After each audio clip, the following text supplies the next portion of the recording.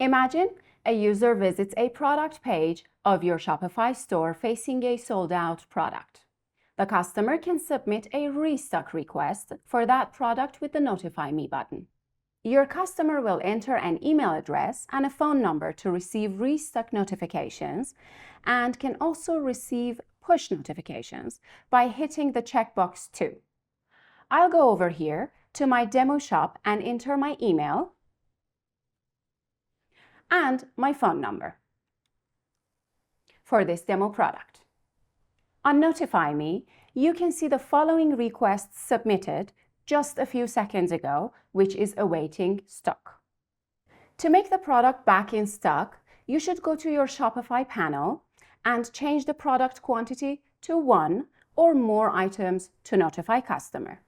Now, I'm going to add 1 item to my product, and the notification will be sent automatically.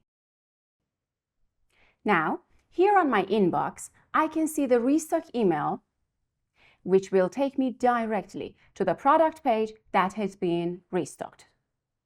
Here is the text message I got on my phone as well.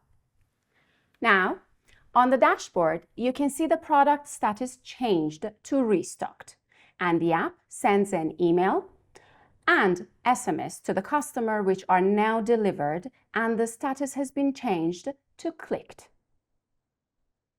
I can also see the timeline when it was sent, opened, and clicked as well. Now, on to the details.